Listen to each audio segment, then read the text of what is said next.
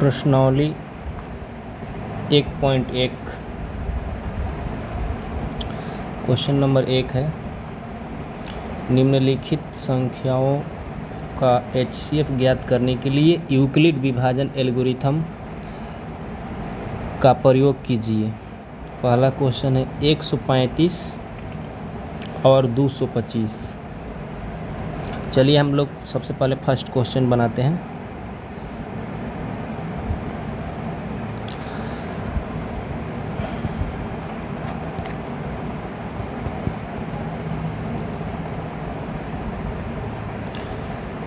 पहला क्वेश्चन चलेगा 135 और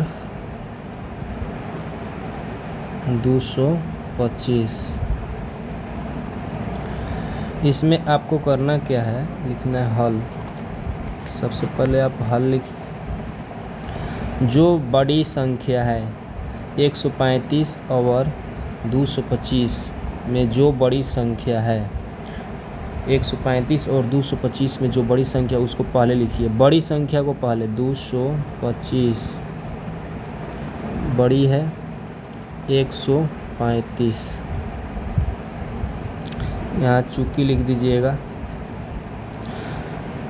इसके बाद आपको लिखना है यूक्लिड विभाजन प्रमेयिका से, यूक्लिड विभाजन प्रमेयिका से, यूक्लिड विभाजन प्रमेयिका से।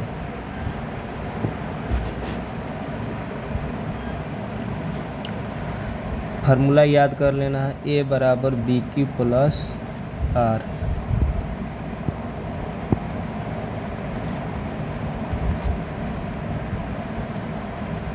यहाँ लिख दीजिएगा जहाँ 0 से बड़ा बराबर R छोटा b। आपको ये दो चीज़ें फार्मूला के तौर पर याद रखना है।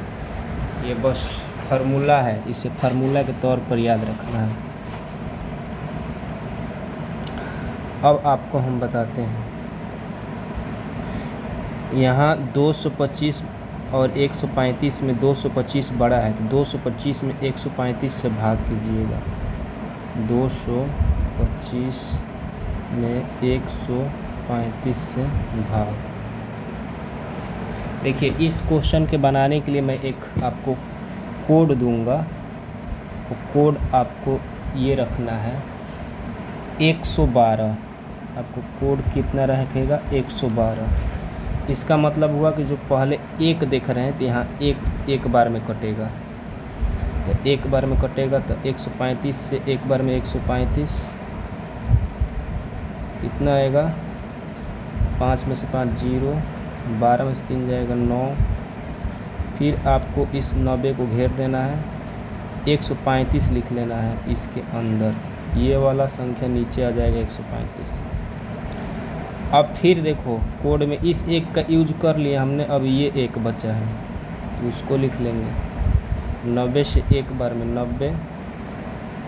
फिर आएगा घटाने पर 5, 45 को घेर देंगे, ये 90 यहाँ आ जाएगा, ये वाला 90 यहाँ आ जाएगा। अब कोड में क्या है 2 है तो यहाँ 2 लिख लेंगे। 2 से 45 दूनी 90 होता है, 90 बट ये घटकर 0 हो जाएगा। इसके बाद आपको यहाँ पर लिखना है चरण।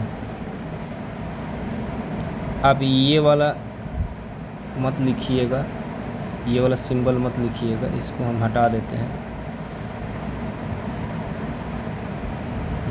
इसके बाद आपको लिखना है चरण, चरण फर्स्ट। देखिए कोई भी चरण लिखने के लिए सिंपल तरीका देखिए, जैसे एक मनुष्य, मैं एक सिंबल बनाता हूँ। ये इस सिंबल को देखिए, ये मेन पोर्शन होता है। मान लीजिए कोई एक पर्सन का, आदमी का सिंबल है तो ये मेन सर होता है, ये हाथ है, ये हाथ है, ये दोनों पैर मान लीजिए एक साथ है। तो इसका वैल्यू, सर का वैल्यू, इन दोनों के मल्टीप्लिकेशन का वैल्यू और इसके योग के बराबर होता है। ये अकेले बीच वाला इन दोनों के गुणा और इसके योग के बराबर होता है। तो देखिए, समझिए इस बात को मैं कैसे लिखता हूँ। देखिए बीच वाला पोर्शन है ये 225 लिख लेंगे अकेले। इसका दोनों हाथ है 135 और एक साथ लिख लेंगे 135 गुणा 1।